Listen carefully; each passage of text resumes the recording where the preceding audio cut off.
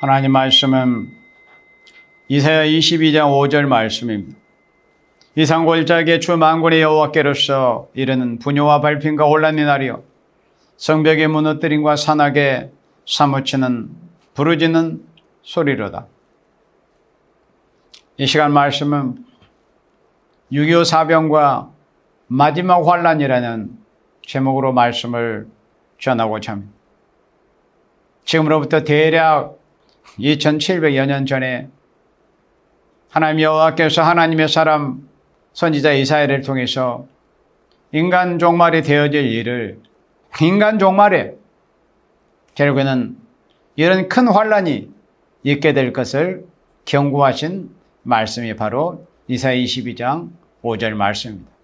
그런데 그때는 어떤 지명을 사용할 수 없었고 그 당시에는 알 수 없었고 볼 수도 없었고 도대체 어디에 있는 골짜기인지 알 수 없었던 그런 곳이었기 때문에 하나님께서 이사야 선지자에게 이렇게 이산골짜기라고 기록하게 하셨던 것입니다.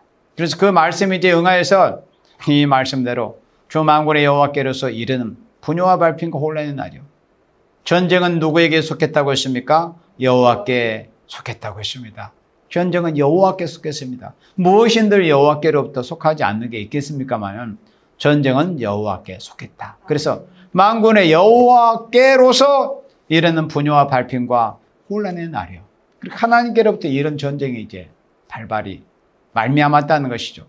정벽에 무너뜨림과 산악에 사무치는 부르짖는 소리다. 이 말씀이 이제 이산골짜기에 이렇게 엄청난 큰 전쟁의 환란이 있을 것을 이사야 선지를 통해서 경고하신 그 말씀대로 이 나라에 1950년 6월 25일 오늘과 같은 주일 새벽에 붉은 공산 세력이 이렇게 남침한 그런 일이 있었습니다. 이렇게 해서 이제 이사야 22장 5절 말씀이 이루어졌습니다. 그리고 이제 우리 이사야 7장 말씀을 보도록 하겠습니다. 이사야 7장 1절입니다.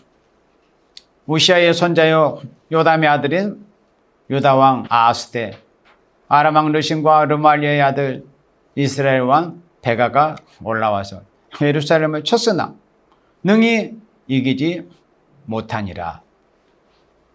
이사야 22장 5절 말씀에서 이렇게 큰 전쟁의 환란이 있을 것을 이사야 22장 5절에서 말씀하셨습니다. 그래서 이 말씀 이사야 22장 5절 이 말씀을 좀 더 이제 자세하게 말씀한 게 바로 이사야 7장 1절 말씀인데 이사야 22장 5절에서는 이런 전쟁의 환란이 있었다.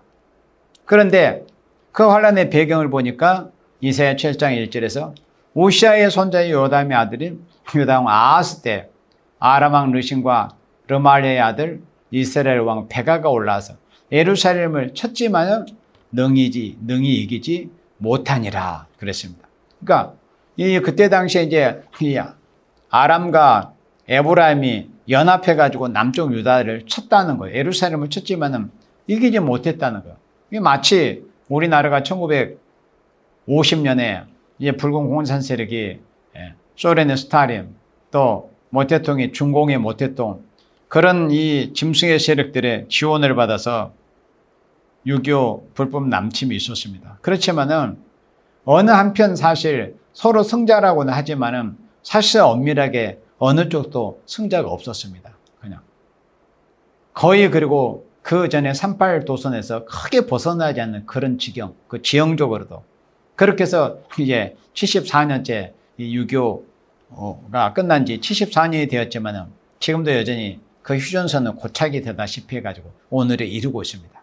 그러니까 첫 번째 이제 우리나라 같은 경우에도 이제 6.25 사변에 불법적인 붉은 공산 세력의 남침이 있었지만은 결국 그 녀석들이 이제 이기지 못하고 돌아갔어요.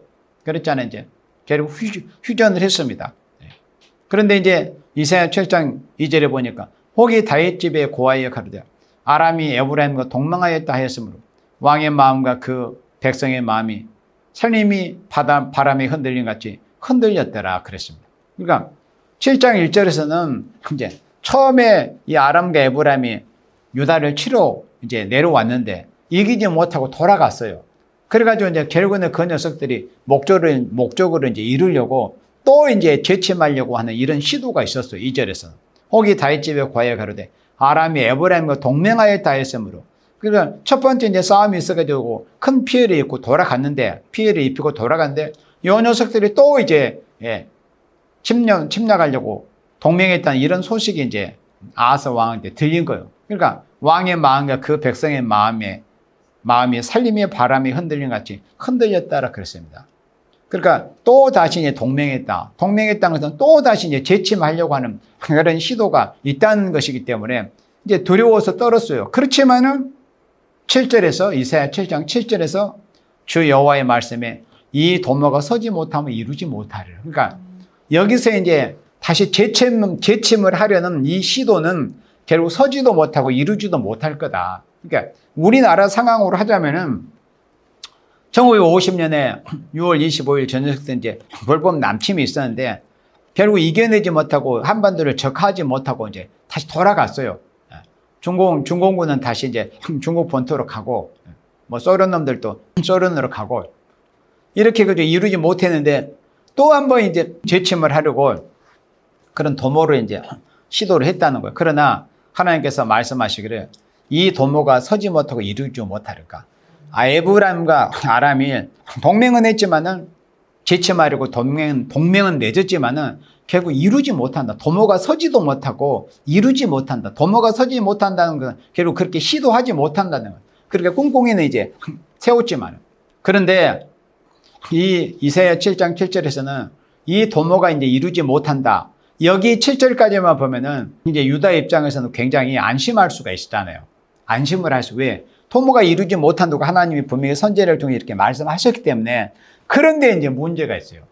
이사야 7장 17절을 여러분들이 보세요. 7장 17절에 여호와께서 에브라임이 유다를 떠날 때부터, 그러니까 에브라임이 유다를 떠날 때부터라는 것은 바로 7장 1절에서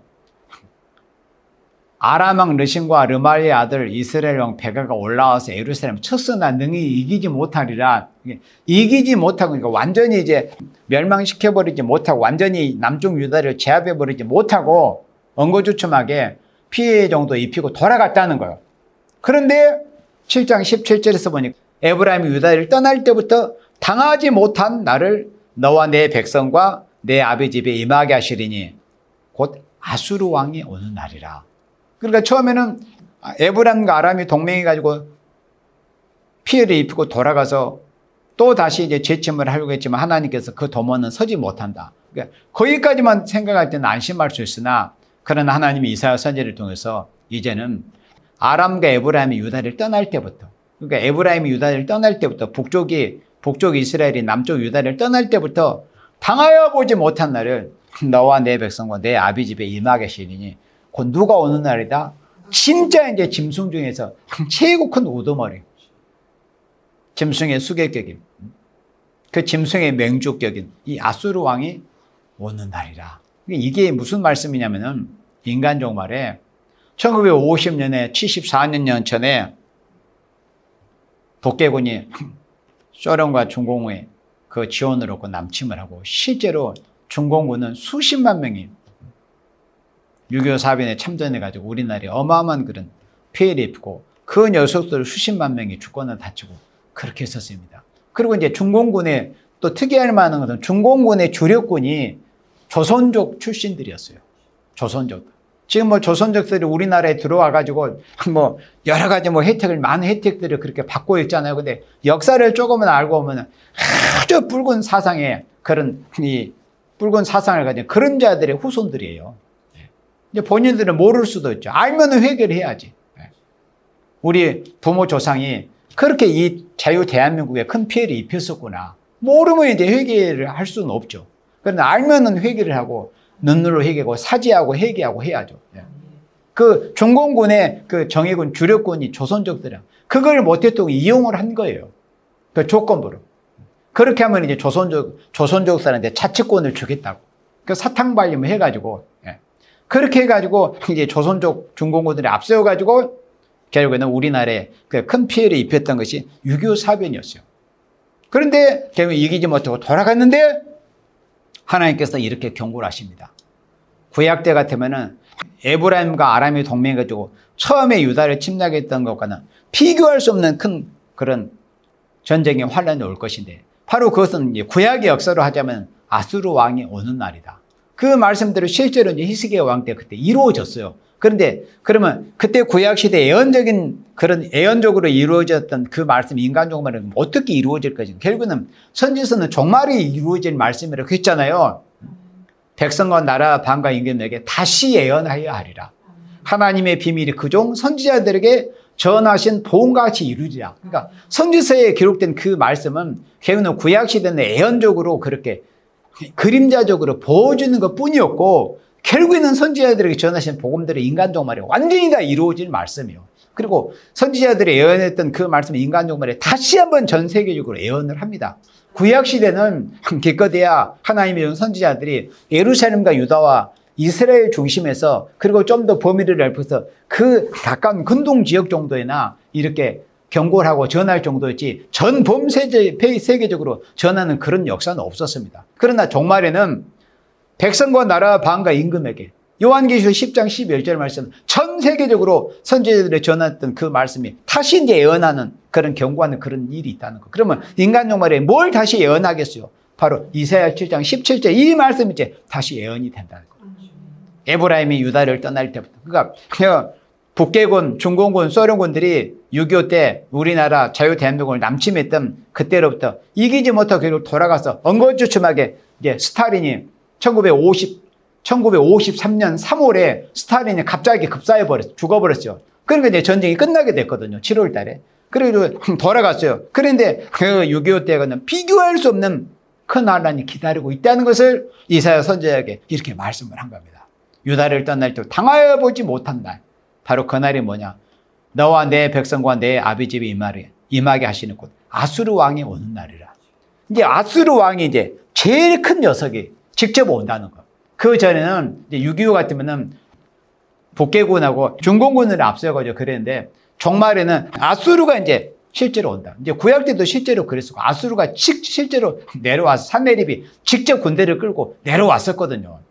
그래 내려오는 건 먼저 구약의 역사에서도 아람과 에브라임을 정리해버리고 내려왔어요. 종말에도 똑같아요.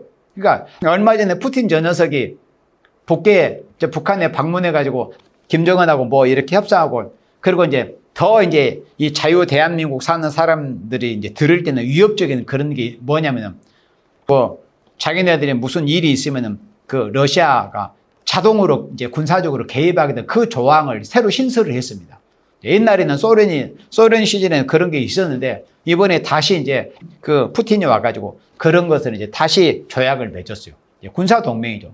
그리고 우리나라는 미군이 우리나라의 어떤 전쟁이나 무슨 환란이 있으면 자동 개입할 수 있는 그런 한미 동맹이 조약이 이제 이미 맺어진 상태이니까, 그걸로 해가지고 그런 조약을 바탕으로 해가지고 하나님 우리나라에 큰 경제적인 부를 이루게 하셨던 게 역사적 사실이었잖아요. 그런데 이제 이번에는 푸틴 전 녀석이 북한에 가가지고 이제 자동적으로 이제 군사적으로 개입하는 그 조약을 신설해가지고 조약을 맺었어요. 이제. 그러나 우리는 이제 종말에 대한 그런 예언의 말씀을 아는 입장에서 김정은 이 녀석아 실컷 니는 푸틴한테 이용만 당하고 결국에는 큰 짐승한테 작은 새끼 짐승들은 먹힘을 당하고, 결국은 종말에 너희들은 큰 짐승한테 이용만 당하고 큰 짐승한테 뜯어 먹혀가지고 걔는 소멸될 거다. 그러니까 결국에는 종말에도 구약에 되어졌던 그 양상과 똑같이 이제는 마지막 때는 이제 6.25 이후에 우리나라에 큰 전쟁과 환란이 없었어요. 그러자면은 진짜 큰 환란이 이제 기다리고 있다. 그 환란이 뭐냐면은 마지막 환란이다. 그건 뭐냐면 이제 구약 시대로 하자면 아수르와 같은 아수르격인 인간 종말에 저 러시아 북방들이 직접 이제 군대를 모으고 쳐내려오는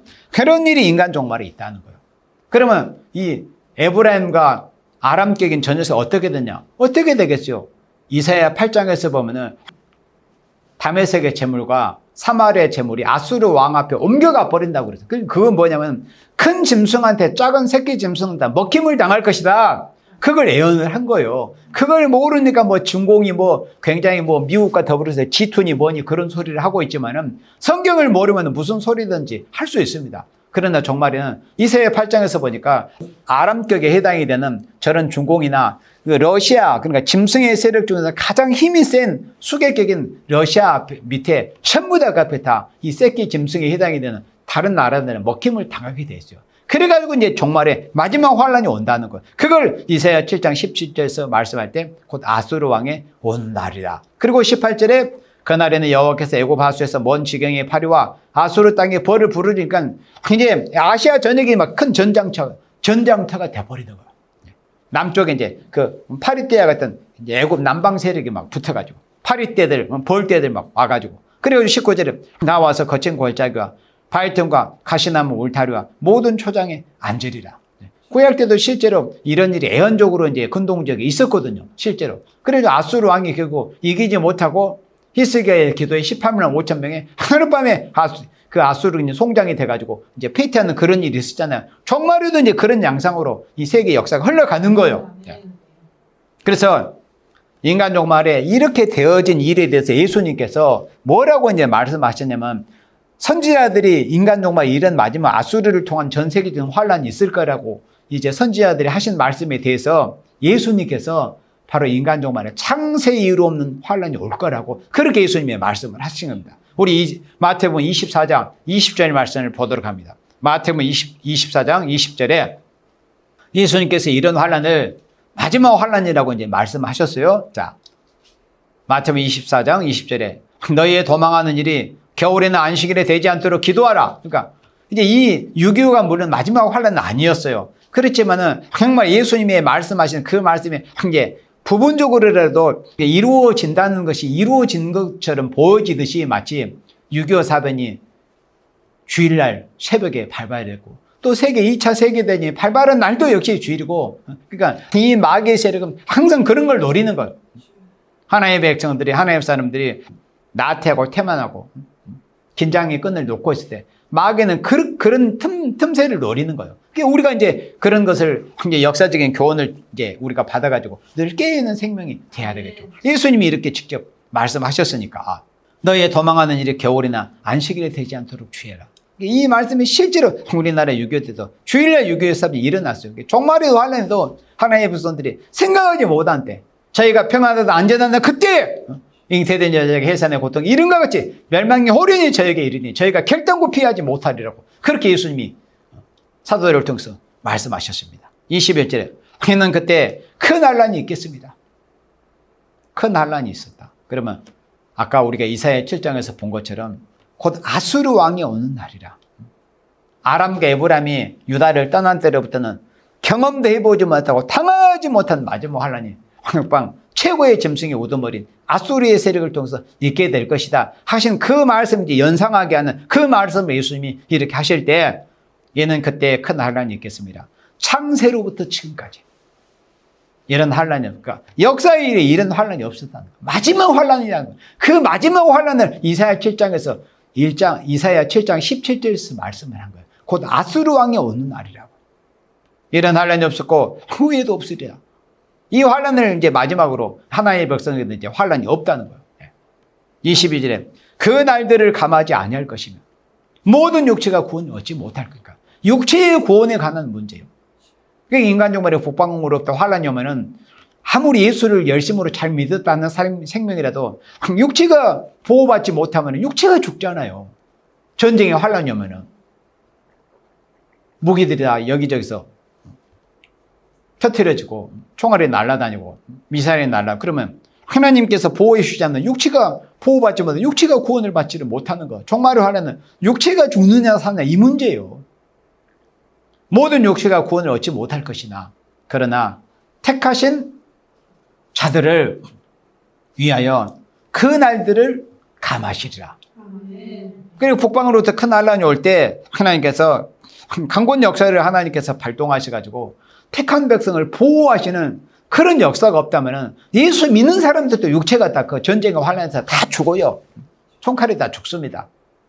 그러나 하나님께서 택하신 생명들을 위해서 긍휼을 베풀어 주셔가지고 북방으로부터 환란이 올 때 하나님이 택한 백성을 예언의 말씀을 읽고 듣고 지키게 하셔가지고 초대교회가 이루어질 때 바로 그것을 통해서 하나님께서 그 육체를 보호해 주고 육체를 변화시켜가지고 이 피까지라도 청결케 하시는 그런 은혜의 역사를 부어주셔가지고 육체가 구원받아서 이 땅에 예수님 재림하셔가지고 천년안식 시대가 이루어질 때 천년 동안 죽지 않고 살게 하는 그런 역사가 이제 있을 것을 예수님께서 마태복음 24장 22절에 이렇게 말씀을 한 거예요. 그러니까 정말에 우리가 하나님의 긍휼을 입어야 돼요. 긍휼을 입지 못하면 천하 없어도 이렇게 큰 환란이 올 때 다 죽습니다. 천하 없어도 단 한 생명도 예의 없이 하나님이 공의로운 심판한 이 큰 환난 앞에 다 죽어요. 그래서 하나님이 택한 백성 살리기 위해서 그나마 환난의 강도를 감하시고 그 날들을 감하셔가지고 긍휼을 베풀어 주셔가지고 택한 백성들이 육체가 구원을 받게 하신다, 이런 말씀입니다. 그러면 예수님께서 마태복음 24장에서는 인간 종말에 예수님께서는 초림주님으로 오셨을 때 어차피 예수님 죄인 불러가지고 죄를 씻어가지고 영원히 구원받아서 하나님의 백성이 되게 하는 그런 사명을 위해서 예수님이 초림주님 메시아로 오셨잖아요. 죄의 문제를 해결해 주시기 위해서. 그런데 예수님이 재림하실 때 되어질 일에 대해서는 마태복음 24장 그리고 누가복음 17장 21장에서 간략하게 사도들을 통해서 기록하게 하셨고, 진짜 인간 종말에 될 큰 환란에 대해서는 아까 우리가 이사야 7장에서도 보았지만은 자세하게 이제 인간 종말에 될 그 큰 환란에 대해서는 선지자들을 통해서 자세하게 기록을 하게 하셨어요. 그러면 예수님께서 마태복음 24장에서 간단하게 종말에 대해서 창세로 없는 환란이 올 것이다라고 기록하게 하셨지만 그 창세 이후로 없는 환란의 그 실체에 대해서는 선지자들을 통해서 이제 자세하게 기록을 하게 하실 때 우리가 요엘 2장 말씀을 보도록 하겠습니다. 요엘 2장 1절에 예수님께서 창세 이후로 없는 이런 환란이 올 것이다. 이 그 환란에 대해서 선지서에서 구체적으로 이제 말씀하실 때 요엘 2장 1절에서 시온에서 나팔을 불며 나의 성산에서 호각을 불어 이 땅 거민으로 다 떨게 할지니 이는 여호와의 날이 이르게 됨이니라. 이제 임박하였으니까 예수님께서 마태복음 24장에서 말씀하신 대로 창세 이후로 없는 환란이 이렇게 온다는 것을 하나님께서 요엘 선지자를 통해서 말씀을 하신 겁니다. 2절에 곧 어둡고 캄캄한 날이요 빽빽한 구름이 낀 날이야 새벽빛이 산 꼭대기에 덮인 것과 같으니 이는 많고 강한 백성이 이르렀습니다. 여기서 많고 강한 백성이 이르렀습니다. 이 같은 것이 자고 이르러 없었고 이후 세세 없으리라. 그러면 여기 요엘 2장의 이 말씀은 아까 이사야 7장과 8장에서는 아수르가 쳐내려오는 그 화란을 배경으로 역사적인 배경을 통해서 인간 종말이 큰 환란이 올 것을 말씀을 했는데 여기 요엘 2장의 이 말씀은 바벨론이 이제 남쪽 유다를 완전히 멸망시키려는 그런 시대적인 환경, 역사적 배경을 통해서 인간 종말을 예언했다 이거예요. 그런 것도 우리가 구분을 할 줄 알아야 돼요. 그러니까 이사야 7장 8장에서는 구약시대의 맹주였던 아수르의 복방, 아수르의 세력을 통해서 인간 종말 이런 큰 전쟁 마지막 환란이 올 것을 말씀했고, 여기 요엘 2장 말씀에서는 복방 바벨론이 이제 남쪽 하나님의 백성인 유다와 예루살렘을 멸망시켜버릴 때 그때 역사적 상황을 들어가지고 인간 종말에 이렇게 마지막 환란이 온다 하는 것을 경고하셨다 이겁니다. 자, 그래서 곧 어둡고 캄캄한 날이요 빽빽한 구름이 낀 날이라 새벽빛이 산 꼭대기에 덮인 것과 같으니 이는 많고 강한 백성이 이르렀습니다. 이제 바벨론 군대가 이제 북방 군대로 이제 쳐 내려온다는 거. 이 같은 것이 자고 이르러 없었고, 그러니까 예수님께서는 마태복음 24장에 창세 이후로 없는 환란이라고 하셨는데 이제 여기는 표현은 다소 다르지만 의미는 똑같아요. 창세 이르러 없었고 자고 이르러 역사 이래로 그런 일이 없었다는 거예요. 옛날에는 이런 환란이 마지막 예수님께서 말씀은 창세 이후로 없는 환란이 온다는 그 말씀이 역사 이래로 없었고 자고 이르러 없었고 이후 세세 없으니까 이후 세세 없다. 이후에 예수님께서 그랬잖아요. 앞으로도 없을 환란이다. 그러니까 마지막 환란이다는 거죠. 이 마지막. 북방으로부터 저 북방 세력, 북방 붉은 짐승의 세력들이 쳐 내려오는 것이 이제는 마지막 그 이후에 없을 이 세상에 있을 동안에 마지막 환란이다 이겁니다. 심판 전에 마지막 환란.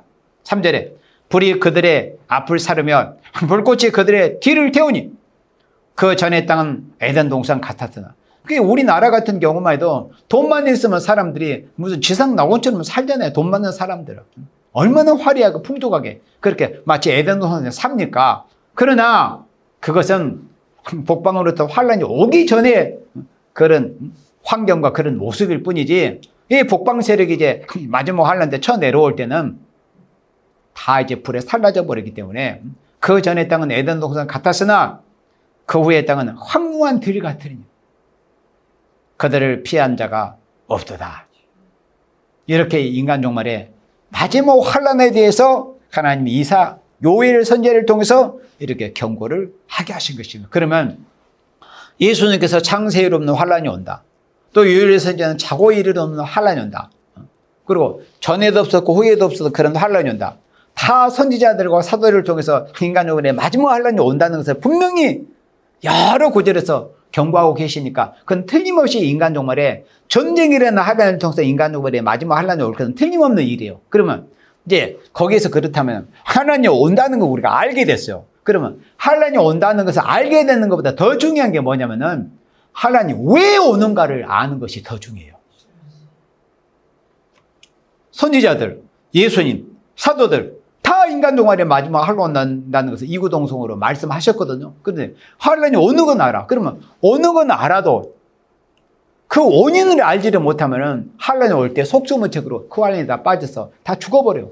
그렇다면 환란이 올 때 앞으로 이제 환란이 오는데 그 환란이 왜 오느냐 하는 그 원인만 알아버리면은 아무리 창세유로 없는 그런 환란이 올지라도 예수님께서 그랬잖아요. 택한 백성을 위해서 그 날들을 감한다. 그러면 택한 백성들은 왜 그 날을 긍휼히 입어게 남게 되겠어요?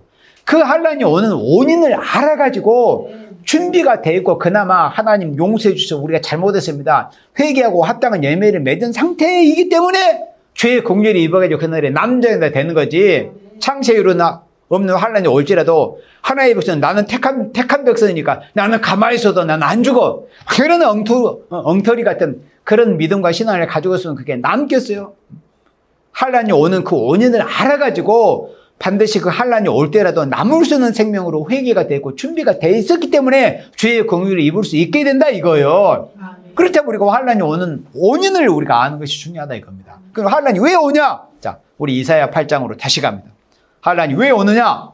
8장 3절에 자, 내가 내 아내와 동침하며 여기서 내는 바로 이사야 선지자입니다.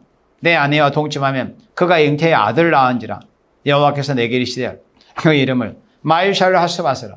7장에서는 스알야숲이라고 남은 자만 돌아올 것이다. 근데 8장 3절 또 아들을 또 낳았어요. 두 번째 아들을 낳았는데 복방 노략이 빨리 속히 올 것이다. 복방 노략이 속하다고 복방의 노략에 복방의 침략이 급속하게 올 것이라는 이름의 뜻으로 마일샬 하스바스라. 아들의 이름을 부를 때마다 노략이 속하다. 노략이 급속하게 온다. 노략이 급속하게 온다. 아들을 계속 그런 식으로 불러대는 거예요. 그게 이제 징조예요, 징조. 징조와 이표를 삼켜서 자식의 이름까지 그렇게 하나님이 부르게 하셨던 거예요. 이름이 불려지는 게 중요한 거예요. 불려지는 이름을 통해서 하나님 뭔가 경륜을 보이시고자 하는 거예요. 4절에 이는 이 아이가 그러니까 이사야 선지자가 성경에 기록된 대로 하자면 두 번째 아들인 마일샬 하스바스 그 아이가 태어나서 내 아빠, 내 엄마를 할 줄 알기 전에 다메섹의 제물과 사마리아의 노략물이 아수르 왕 앞에 옮겨만 될 거예요. 그러니까 우리가 아까 7장에서 보았잖아요. 7장 7절에서 처음에 이 녀석들이 유다를 침략했지 이기지 못하고 피해만 입히고 갔어요. 그렇지만은 아람과 에브라임이 떠난 이후에 유다가 지금껏 당해보지 않은 큰 한란의 날이 올 것이다. 그때가 바로 아수르 왕이 오는 날이라고 그랬잖아요. 바로 그것은 이제 여기서 4절에서 말씀할 때 마일샬 하스바스 이사야의 아들이 내 아빠 내 엄마를 할 줄 알기 전에 다메섹의 제부가 사마리아의 노략물이 아수르 왕 앞에 옮긴 바 될 것이니라. 이 말씀은 이사야 7장 17절에서 여호와께서 에브라임 유다를 떠날 때부터 당하여 보지 못한 날을 나와 내 백성과 내 아비 집에 임하게 하시고 곧 아수르 왕이 오는 날 이 말씀이 이제 응하는 구절입니다. 아수르 왕 그러면 아수르 왕이 내려오면서 어떻게 해요? 8장 4에서 다메섹의 재물, 그러니까 아람을 뭉개버리고 짓밟아버리고 사마리아 북쪽 이스라엘을 뭉개버린 거예요. 그러니까 다 탈취했다는 거예요. 그러니까 아까 말씀한 것처럼 인간 종말에 뭐 북한을 사람들이 주목하고 뭐 중공을 주목하지만은 마지막 때는 지금 구약 시대 아수르격인 저 러시아가 나머지 잔챙이 짐승들을 다 정리해버리고 이제 하나로 저 녀석들도 짐승의 어떤 한 가지로 통일이 이루어지는 거죠. 그래가지고 세상을 짓밟으려고 그런 일이 종말에 있게 되는 거예요. 그렇게 해가지고 아수르 왕 앞에 이제 다 나머지 작은 짐승들이 다 옮겨가버리고 5절에 여호와께서 다시 내게 일러 가라사대 6절에 이 백성이 천천히 흐르는 실로와 물을 버리고 느신과 르말리의 아들을 기뻐하라. 그러니까 진짜 큰 놈은 저 아수르, 지금은 이제 러시아가 이제 옛날로 하자면 아수르격인데 그 잔챙이들이나 두려워하고, 그러니까 북계, 중공, 저런 잔챙이들이나 두려워하고 있었는데, 진짜 하나님께서 말씀한 선지자를 통해서 경고하시고 예수님이 직접 말씀하신 대로 창세로 마지막 환란은 아수르를 통해서 온다는 거예요. 마지막 환란은. 그런데 왜 아수르를 통해서 오냐?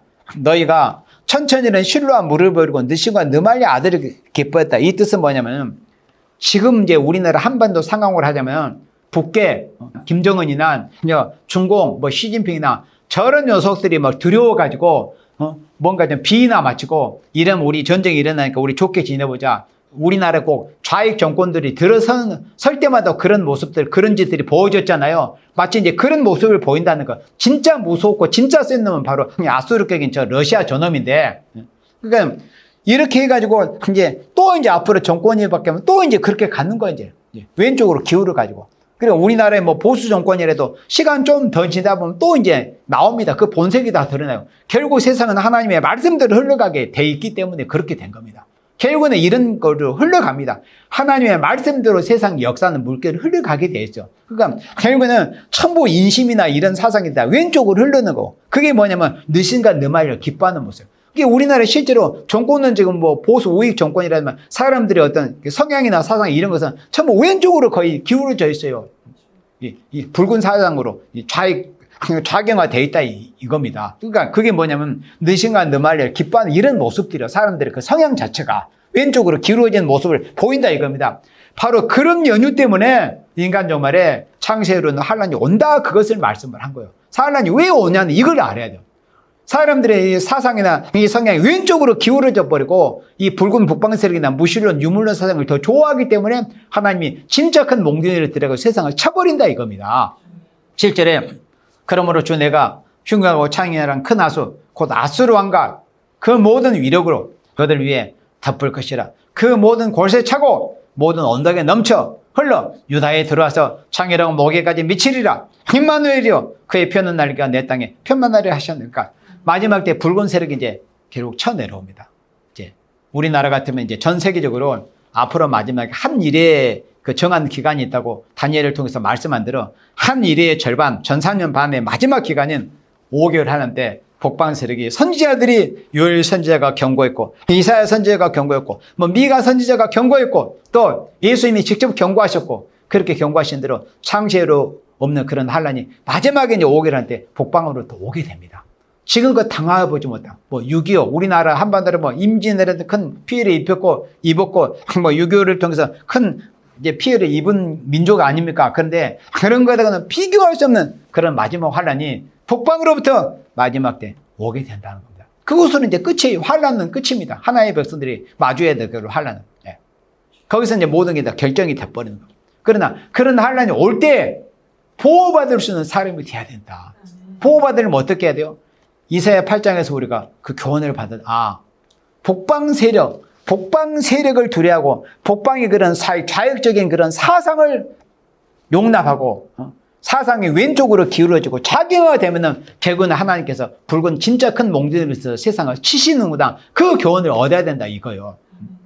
공산주의를 좋아하고 공산주의를 용납하고, 그러니까 용공이죠. 용공사상, 또 용공친합, 붉은 세력을 용납하고 또 유물론 사상으로 기울어지고 이런 것들이 큰 환란을 부추기는 그런 원인이라는 겁니다. 그럼 왜 이 세상이 좌경화되고 이 붉은 세력을 용납하려고 하고 이 유물론 사상을 용납하고 북방과 친하게 지내려고 하느냐? 그보다 더 깊은 원인이 뭐냐는 것을 또 알아야 된다. 환란이 오는 두 가지 큰 이유가 있습니다. 그리고 우리가 이사야 8장에서는 이제 붉은 세력과 개울 친합을 했다는 거예요. 용공 사상으로 하고 이 사상적으로 왼쪽으로 기울어진 것이 북방으로부터 큰 환란이 오는 첫 번째 이유고, 또 한 가지 큰 이유가 있다는 것을 이제 말씀할 때 우리 에레미야 1장 말씀을 보도록 합니다. 에레미야 1장에 북방으로부터 큰 환란이 오는 그 원인, 그 이유를 이제 한 가지 우리가 더 알 수 있습니다. 그게 뭐냐면, 우리 에레미야 1장 13절을 봅니다. 여호와의 말씀이 다시 내게 임하니라. 이르시되 네가 무엇을 보내요? 대답하되 끓는 가마를 보내다. 그러면이 북에서부터 기울어졌나이다. 그러니까 이 말씀은 아까 요엘 2장 말씀과 이제 같은 그런 양상인데, 이사야 8장에서는 아수르가 쳐내려온 걸 들어가지고 인간 중에는 북방으로 환란이 올 것을 말씀했다고 했죠. 그런데 요엘 2장과 여기 에레미야 1장에서는 바벨론이라는 나라를 들어서 북방으로부터 큰 환란이 올 것을 경고한 말씀이에요. 그러니까 재앙이 북방에서 일어나 이 땅 모든 거민에게 이 말이라 그랬어. 분명히 하나님께서 에레미야에게 그 환상을 보시면서 네가 무엇을 보냐? 예, 끓는 가마를 봅니다. 그러면이 북에서부터 기울어졌습니다. 북에서 남쪽으로 기울어진 거예요. 그러니까 그거는 이제 뭘 의미하느냐? 그 환상의 의미는 재앙이 북방에서부터 일어나서 이 땅 모든 거민을 다 덮쳐버린다. 이걸 이제 보여주기 위해서 하나님이 에레미야에게 끓는 가마가 북에서부터 기울어진 모습을 보여줬다는 겁니다. 그럼 왜 끓는 가마가 북에서부터 기울어진 이 환상을 통해서 마지막 재앙이 창세에 이르는 마지막 환란이 북방에서부터 시작이 된다 하는 것을 이제 말씀하셨느냐? 그 원인이 뭐냐는 것을 15절에서 이제 말씀할 때 에레미야 1장 15절 봅니다. 나 여호와가 말하느라 내가 북방 모든 나라의 족속을 부를 것인지. 그러니까 북방 모든 나라의 족속을 부른다고 했죠. 그러니까 북방 모든 나라의 족속이 다 내려가. 북방에 자리 잡은 이 붉은 공산 세력이 다 그때는 내려온다니까요. 누구로 이제 하나로 이제 통일돼가지고 제일 큰 아수르격인 이제 제일 큰 우두머리한테 나머지 뭐 아람과 에브라임은 다 이제 먹힘을 당한 상태에서 다 이제 끌고 내려오는 거예요. 북방의 모든 나라의 족속을 부를 것인지. 그들이 와서 예루살렘 성문 어귀에 각기 자리를 정하고 그 삼은 성벽과 유다 모든 성읍을 치리라 그랬습니다. 그럼 구약 시대는 실제로 북방에 이제 그 바벨론이라는 나라가 이제 우리가 이제 그 근동 지역의 지도를 볼 때 초승달 지역이라는 그런 지역이 있으니까 아라비아 사막으로는 직접으로 통과하기 어려우니까 대량으로 이제 사람들이 보편적으로 다닐 때는 그 아라비아 사막 그 북쪽으로 이렇게 돌아서 내려오는 길을 보통 초승달 지역이라고 하거든요. 이렇게 모양이 이래요. 여기가 이제 아라비아 이제 사막 지역이니까 그 초승달 지역을 거쳐가지고 이제 남쪽 유다로 내려올 때 바로 남쪽 유다 예루살렘을 중심해서는 그 바빌론이 북쪽에서 내려오는 이제 양상으로 보이기 때문에 바로 북방 세력을 이렇게 하나님의 말씀을 하신 거예요. 그러니까 인간 종말에 구약 시대에 그 바빌론을 들어가지고 하나님의 사랑하시는 유다 예루살렘을 친 것처럼 인간 종말에도 북방 세력을 들어가지고 하나님에서 영적 유다 되고 영적 예루살렘이 된 전 세계 교회들이 하나님이 깃발비고 치신다는 것을 이렇게 말씀하셨는데, 그러면 그 환란이 오는 그 이유, 북방으로부터 마지막 환란이 오는 이유, 하나님께서 왜 짓밟히냐는 그 이유를 이제 여기서 말씀할 때 16절에 무리가 나를 버리고, 여기서 무리가 뭐냐면 유다 아닙니까? 유다, 영적 오늘의 하나님의 백성들이요. 인간 종말에 오늘의 교회들 무리가 나를 버리고, 누구의 나가? 여호와 하나님이죠. 예수님을 버리고. 얼마나 예수님의 이름이 많이 알려지고 예수 이름 많이 뭐 찬양도 많이 하고 그러지만 왜 하나님께서 당신을 버리셨다고 하죠? 하나님이 거리시겠어요? 교회에 다니는 사람들이 부르는 입의 말이나 찬양이 거짓이겠어요? 하나님이 진실하시니까 인생이 거짓이지. 그러니까 교회에 다녀도 입으로는 뭐 예수를 높이고 뭐 찬양도 많이 하고 기도도 다니고 예수님 이름 뭘 한다고 하지만 그 새빨간 거짓말들이에요. 거짓말들. 물론 다는 그렇지 않겠지. 남을 자들은 그렇게 안 되면 대다수가 다 거짓이요. 성경 말씀대로 그렇지 않으면 밟힐 이유가 없어요. 자, 그래서 무리가 나를 버리고 하나님을 버렸어. 예수님이 버린 거예요. 처음 사랑을 버려버린 거예요. 그리고 다른 신들에게 분양했어요. 그러니까 북방 환란이 왜 오느냐, 이것이 아주 가장 핵심적인 원인이에요. 이걸 모르면 엉뚱한 데가 호곡만 뜬구름만 잡고 있어요. 뜬구름만. 왜 북방 환란이 오는지 이걸 몰라요. 그 타협에만 북방 이스라엘 용납했다. 요것만 알고 있어. 그보다 더 근원적인 원인이 뭐예요? 왜 북방 세력과 협상하고 타협하겠나? 그 영적인 더 근원이 뭐냐면은 하나님의 백성들이 다른 신을 섬겼다는 거예요. 우상 숭배했다는 거죠. 우상 숭배. 그러면 이 시대의 최고 우상이 뭘까요? 교회에 다니는 사람. 교회에 다니는 사람이 뭐 예배당에 무슨 뭐 불상 놓고 거기다가 절합니까? 아니에요. 무형적인 우상. 물론 유형적인 우상도 있어요. 그렇지만은 바로 무형적인 우상. 최고의 우상이 뭐냐면 돈입니다. 돈과 물질. 돈을 사랑하면 일만하게 뿌리. 돈과 재물, 세상이 최대의 우상이에요. 자기 자신은 물론이거든요. 자기 자신을 위해서. 자기 자신은 우상을 섬기기 위해서 돈 벌고 물질을 쌓고 그러는 거. 이런 우상은 섬기는 하나의 백성들. 자기 자신과 자기를 영화롭게 하고 세상에서 영화롭게 살아보려고 돈과 물질이 자기 우상이 돼버린 거예요. 그게 바로 유물주의. 유물주의라는 우상을 섬긴 거예요. 하나님의 백성이라는 자들이. 입으로는 뭐 찬양하고 입으로는 노래고 예수의 이름 높이냐 어쩌고 저쩌고 해도 그 중심에는 탐욕으로 가득 차 있는 거예요. 스스로 자기를 영화롭고 세상 것에 대한 것을 어떤 물질의 풍요를 누려보려고 하는. 돈이 최고의 우상입니다. 돈이 최고의 우상. 돈을 해서 일만하게 뿌려. 이런 우상을 숭배했기 때문에 하나님이 북방 바벨론을 들여다가 북방 바벨 세력을 불러다가 이 세상을 쳐버리겠다 이거예요. 교회를. 우리가 나를 볼 다른 신들에게 분양했다는 거. 하나님의 백성들이. 여호와 하나님을 바로 섬기고 오직 예수님만 바로 믿고 여호와 하나님만 바로 믿고 경외해야 될 하나님의 백성들이 다른 신들에게 분양을 했다는 거예요. 다른 신들이 용납하고. 그리고 자기 손으로 만든 것을 잘하세요. 자기 손으로 우상단지를 만드는 거예요. 얼마나 수만 가지, 수백만 가지 그런 우상단지를 만들어냈습니까? 하나의 백성들에게. 바로 이런 원인 때문에 북방으로부터 오는 환란이 온다는 거예요. 그걸 예수님이 말씀해 창세기로 없는 환란이다. 요엘 선지는 자고 일은 없는 환란이다. 또 전에도 없었고 후에도 없는 환란이다. 이렇게 다 선지자들이 하나님의 사람들이 다 경고하신 겁니다. 그래서 74년 전에 이 나라 한반도에 6.25 사변이라는 우리 민족에서는 가장 큰 피해를 당했고 가장 큰 아픔이 서려 있는 그런 전쟁이 바로 6.25 사변 아닙니까? 왜냐하면 임진왜란때는 그래도 외놈들이 쳐들어와가지고 이방 이족들이 쳐들어와가지고 우리 민족을 괴롭혔지만은 6.25 사변은 동족 간에 서로 싸우게 했어요. 이 빨갱이 놈들이. 동족 간에 형제 자매들. 그러니까 그래서 최대의 비극이라는 거예요. 최고의 큰 피해를 낳고. 그런데 성경을 보니까 그보다 더 큰 마지막 환란이 있다는 것을 선지자를 통해서 또 예수님이 직접 말씀하신 것을 우리가 볼 때 우리는 이 시대를 사는 하나의 백성으로서 두려워 떨지 않을 수가 없게 된 거예요. 와, 더 큰 환란이 있구나. 아람과 에브라임이 유다를 떠날 때부터 당해보지 못한 환란을 너 백성에게 임할 것이다. 곧 아수르 왕이 오는 날이다. 진짜 큰 놈이 이제 직접 온다. 6.25 때처럼 뭐 물자 하나 지원해줘가지고, 그리고 부추겨가지고, 사주해가지고, 그 정도가 아니라 직접 쳐 내려온다. 그걸 경고하고 있습니다. 그러니까 전쟁이 마지막 환란이 오는 원인이 뭐라고? 북방 아람과 에브라임을 사랑했다는 거예요. 즐겨했다는 거예요. 하나님을 경외하고, 하나님을 두려고, 하나님을 사랑하고, 예수님을 사랑하보다 북방 적당히 김정은, 뭐 시진핑, 북계, 중공, 저런 놈들과 친하게 지내봐. 이런 식으로 갔다는 거예요.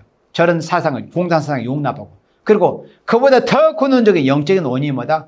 우상 숭배했다. 하나의 백성들이. 자기 자신과 농가, 재물, 세상을 예수님보다 사랑했다. 그 이유 때문에 바로 6.25하고는 비교할 수 없는 마지막 인간 종말의 환란이 오게 될 것이라고 이렇게 경고하고 있습니다. 그러면 우리가 말씀을 통해서 경고를 들은 우리는 어떻게 해야 되겠죠? 우리 자신을 바라보고 내 안에 예수님보다도 더한 그런 왕이나 우상단지가 내 안에 있는 거 틀림없이 있습니다. 하나님의 백성들은 거의 있어요. 그 문제에서 완전히 100% 깨끗이 정리되지 않는 사람이라면 반드시 있습니다. 뭔가 우상단지가 무엇이든 돈이든 물질이든 뭐 부동산이든 뭐든 분명히 다 자기 안에 우상이 있습니다. 그 우상단지가 깨어지지 않으면 북방 환란 다 당합니다. 그런 환란이 오기 전에 내 안에 우상단지를 깨끗이 척결해버려. 척결. 기도원 용사가 어떻게 했어요? 우상단지를 모가지를 쳐버렸잖아요. 바알의 모가지를. 그러니까 하나로 그렇게 하나의 마음을 시원케 해드릴 수 있는 우상단지를 내 안에서도 쳐야 돼요. 또 우리 환경에서도 공간에서 쳐내야 돼요. 그래야 북방으로부터 창시로는 환란이 올 날에도 그나마 어떤 우리의 의로가 아니라 하나님의 긍휼을 입어가지고 남은 백성이 될 수 있다 하는 말씀입니다. 그래서 우리가 말씀을 통해서 우리 자신들을 돌아보고 하나의 백성들이 바로 우상 숭배의 죄악 때문에 북방으로부터 환란이 오는구나. 내 안에는 우상이 없는가? 우상을 척결해서 다시 오실 주님을 영광중에 맞이할 수 있는 우리 모두가 되기를 주님의 이름으로 축원합니다. 아멘.